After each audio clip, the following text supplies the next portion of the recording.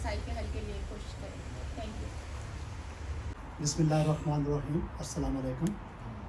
سب سے پہلے میں اپنی طرف سے اور پاکستان کمیونٹی ڈنمارک کی طرف سے محترم چودھری قمر زمان قاہرہ صاحب اور ان کے ساتھ پاکستان سے آئے ہوئے مہمان اور اوسلو سے آئے مہمان، ان کو سب کو میں خوش آمدید کہتا ہوں. ہمارے کچھ درینہ مطالبات پاکستان کمیونٹی ڈنمارک کے ہیں جو کہ میں محترم قاہرہ صاحب کو گوشہ گوار کرنا چاہتا ہوں. سب سے پہلا اور بڑا مسئلہ ہمارا جو کہ PIA کا ہے اور جس پہ ہم پاکستان کمیونٹی ڈنمارک یہ مطالبہ کرتی ہے کہ اس کو فی الفور بحال کیا جائے اور اس کی فلائٹ کو دوبارہ آپریٹ اسی طریقے سے کیا جائے جیسے پہلے کوپن ہیگن میں اور پھر اوسلو میں دونوں جگہ وہ آتی تھی، ایسے اس کو بحال کیا جائے. یہ سب سے بڑا ہمارا مطالبہ ہے. خواجہ سعد رفیق اس وقت ایویشن کے منسٹر ہیں، ان سے میری ملاقات ہوئی تھی. یہ کیونکہ پچھلی گورنمنٹ میں اس وقت ایک ایسی بات ہو گئی جو ساری درست بھی نہیں تھی. انفارچونیٹلی وہ بھی ایک غلطی ہو گئی. وہ جو اپنے PIA کے پائلٹوں کے لائسنسوں کا ایشو تھا وہ سارا درست نہیں تھا. وہ الزام چند لوگ شاید اس وجہ سے تھے، اور وہ بھی ان کا یہ نہیں تھا کہ وہ پائلٹ کا انہوں نے ٹریننگ نہیں لی تھی، یا انہوں نے اس میں سے 30 سال 35 سال تک جہاز اڑانے والے پائلٹ بھی تھے. اس میں تھا یہ کہ اگر فرض کریں میں نے بوئنگ 737 اڑانے کی ٹریننگ لی ہوئی ہے اور اس سے آگے جانے کے لیے مجھے ایک اور ٹریننگ چاہیے، تو اس میں میں نے ایک پیپر دینا تھا جو چھٹیوں میں دے سکتا تھا، اس پہ سروس کے دوران یا فلائٹ کے دوران نہیں دے سکتا. تو اس کے دوران میں نے آن لائن پیپر دے دیا. تو جب نکلا تو اس دن میری فلائٹ تھی. تو انہوں نے کہا یہ تو رولز کے خلاف ہے، تو پیپر دے نہیں سکتے، تم نے جیل سازی کی. اس طرح کے الزام تھے. بہرحال وہ ہو گیا. اب خواجہ صاحب بتا رہے تھے کہ انہوں نے یورپ کی جو سول ایویشن اتھارٹی ہے ان کے ساتھ انہوں نے معاملہ تقریباً نزدیک لگ گیا ہے. کچھ اس میں ایشوز تھوڑے ہیں ان کے، وہ حل ہو رہے ہیں.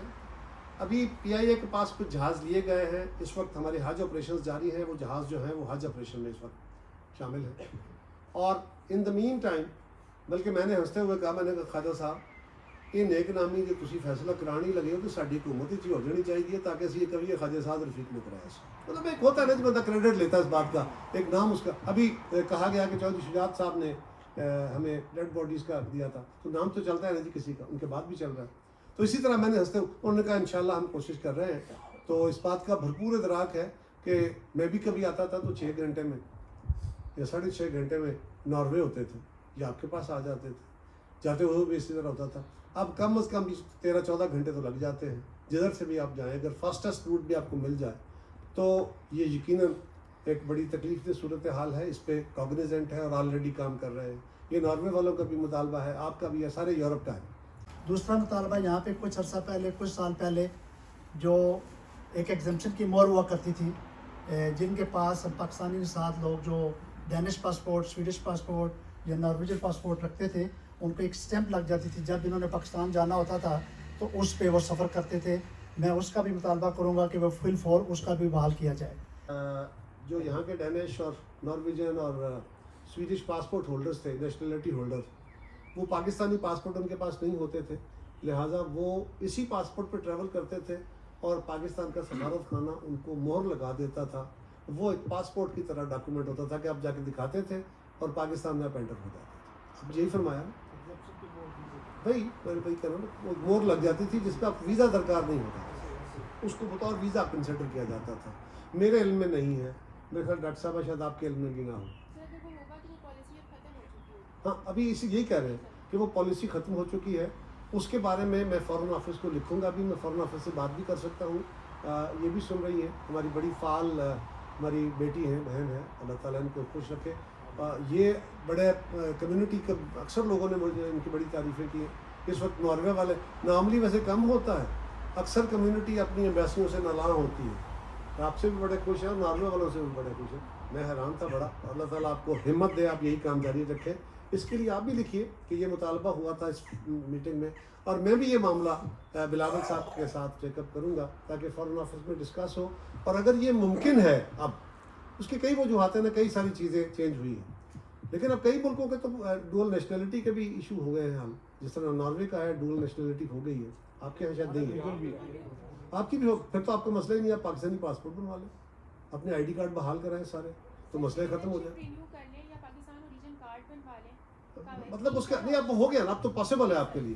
لیکن میں یہ بھی جو آپ فرما رہے ہیں اس کا بھی دیکھ لیتے ہیں. لیکن اب کیونکہ اس وقت آپ پاسپورٹ سرنڈر کرتے تھے، اب آپ کو ڈول نیشنلٹی میں پاسپورٹ رکھنے کا حق ہے، تو آپ اپنے پاسپورٹ بنوا لیجیے یا اوریجن کارڈ. تیسرا ہمارا بڑا مطالبہ ہے کہ ہمیں بہت بڑا مسائل کہ ہماری ڈیڈ باڈیز جو کہ یہاں سے یورپ سے جاتی تھی، جس کو پی آئی اے فری لے کے جاتا تھا، فری پی آئی اے بند ہونے کی وجہ سے اس کے ہمارے بڑے مسائل بن گئے ہیں. تو میں یہ چاہوں گا کہ پی آئی اے جن کے ساتھ یہ آپریٹ کر رہے ہیں فلائٹس کے ساتھ، ان کے ساتھ وہ معاہدہ کریں. جب تک پی آئی اے بحال نہیں ہوتی اس وقت تک وہ ہمارے ساتھ یہ مطالبہ جو ہے اس کو میں سامنے رکھتا ہوں. دوسرا ہے ڈیڈ باڈیز کا، یہ بھی کیونکہ پی آئی اے کے ساتھ ہی منسلک تھا. آپ اپنی ایئر لائن کو تو کہہ سکتے ہیں کہ ڈیڈ باڈیز ٹریول کرانے کے پیسے نہ لیں، باقی ایئر لائنوں کو کہنا پاسبل نہیں ہے. ہم نے ان سے روٹ شیئر کیا ہے، لیکن روٹ شیئرنگ میں شاید وہ اس بات کو الاؤ نہ کریں. لیکن یہ بات آپ کی درست ہے کہ یہ معاملہ ان سے ٹیک اپ کیا جائے، کوشش کی جائے. اگر ہم ان کو قائل کر سکیں تو یہ بہت بڑی فیسلٹی ہے. یہ میرا آپ سے وعدہ کہ میں خواجہ صاحب کو یہ تصور جو ہے کہ جب تک ہماری اپنی ایئر لائن کھل نہیں جاتی اس وقت تک ہمارے ساتھ اس کا یہ فیسلٹی ایکسٹینڈ کرنے کی کوشش کی جائے. اللہ کرے وہ مان جائیں ٹرکش ایئر لائن والے، تو شاید ہمارے لیے آسانی پیدا ہو سکے. اس کے بعد ہمارا مطالبہ سب سے بڑا ایک اور بھی ہے جو کہ ہمیں کیٹیگری 5 میں ڈالا ہوا ہے ڈینمارک میں. اور آپ کو پتہ ہے کیٹیگری 5 میں جو لوگ ہیں جو ملک آتے ہیں ان کے لیے ان کے ویزوں کے مسائل اور چیزوں کے مسائل بڑھتے ہیں. تو ہم پہلے کیٹیگری 3 میں تھے. پاکستان فارن آفس اور پاکستان امبیسی اس پہ کام کر رہی ہے. میں یہ بھی مطالبہ کروں گا پاکستان کمیونٹی کی طرف سے کہ اس کیٹیگری کو بھی کم کر کے کیٹیگری 3 میں ڈالا جائے. کیٹیگری 5 میں کیا ہوتا ہے جی؟ مجھے تھوڑا آپ بتائیے. سر ان کی ویزا کیٹیگرائزیشن ہے 1 to 5. اس میں یہ پریفرنس کرتے ہیں کہ اگر کوئی کیٹیگری 1 میں ملتا ہے تو اس کے شہریوں کو ویزا آسانی سے مل جاتا ہے. ان کی جو چیک لسٹ ہے وہ شارٹ ہو جاتی ہے ویزا پروسیس. یعنی ان کے جو ریلیٹیوز آنا چاہتے ہیں ان کو. سر ہماری ویزا کیٹیگری 3 ہوتی تھی انڈیا کے ساتھ، اب انہوں نے ہمیں 5 پہ ڈراپ کر دیا. اس میں یہ ہے کہ ان کی چیک لسٹ بڑی ہو گئی ہے کہ اس میں زیادہ وہ ڈاکومنٹس مانگتے ہیں یا ریجیکشن ریٹ جو ہے وہ بہت زیادہ ہے. تو سر ان کے ساتھ تو نہیں ہے سر اس میں سر یہ ڈینمارک کے ساتھ 5 میں چلا گیا نا 3 سے. سر اس کی ریزن ہے، اس کی ریزن وہ یہ دیتے ہیں کہ زیادہ تر کہتے ہیں اسلام آباد میں زیادہ تر شہری ڈاکومنٹس جو ہیں وہ فارنیکیٹڈ سبمٹ کراتے ہیں. دوسرا سر اسائلم سیکنگ ریٹ بہت زیادہ ہے یہاں پر، انلیگل امیگرینٹس بہت زیادہ. تو سر انلیگل امیگریشن کم ہوئی ہے. پھر دوسرا سر ہمارا اور ان کا جو ہے نا وہ ڈپورٹیشن کا ٹرانسفر آف افینڈرس کا کوئی اگریمنٹ نہیں ہے کہ اگر کوئی یہاں پر وہ پکڑا جاتا ہے لیتے ہیں تو وہ اسے ڈپورٹ کرنے کا جو پروسیس ہے ہو جاتے ہیں ڈپورٹ. اب ہمارے پاس صرف 2 رہ گئے ہیں انلیگل امیگرینٹس، باقی سب ہمیں. لیکن یہ کیٹیگری کا ایشو ڈسکس میں کروں گا.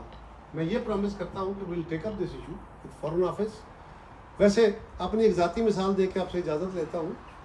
میرا بیٹا جو فوت ہو گیا ہے، میری بیگم صاحبہ نے جانا تھا، میری بیٹی ہوتی ہے نیو یارک میں، اس کو ملنے، تو چھوٹا بیٹا بھی ساتھ جا رہا تھا.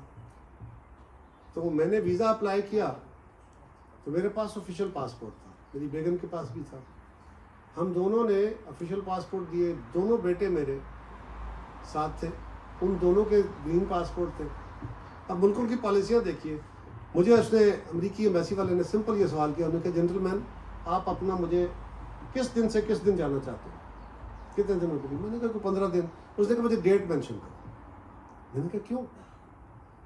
اس نے کہا آپ کے ساتھ ہمارا پرابلم بن گیا ہے، اب آپ کے ملک کے آفیشیل پاسپورٹ ہولڈر کو ہم 1 مہینے کا ویزا دیتے ہیں، کیونکہ آپ بھی ہمارے بندوں کو 1 مہینے کا ویزا ہی دیتے ہیں. تو یہ ملکوں کے درمیان آپس میں تعلقات خراب ہوتے رہتے ہیں. باہر نکلے تو میں نے بیٹوں دونوں کو کہا، میں نے کہا لو پتر ساڈا تو مہینے کا لگ گیا، تسی لوگے فارغ ہو. جی ہمیں انہوں نے بلو پاسپورٹ پہ نہیں دیا ایکسٹینڈیڈ ویزا، تو آپ کو کیسے دیں گے؟ چوتھے دن پاسپورٹ جب آئے تو ان دونوں کا 5-5 سال کا ملٹیپل لگا ہوا تھا اور میرا اور میری بیگم کا 1 مہینے کا ویزا لگا ہوا. تو یہ ملکوں کی بعض اوقات پالیسیز ہوتی ہیں جس طرح. تو میں انشاءاللہ کوشش کروں گا اس پہ کہ میں یہ معاملہ ٹیک اپ کراؤں اگر ممکن ہوا تو.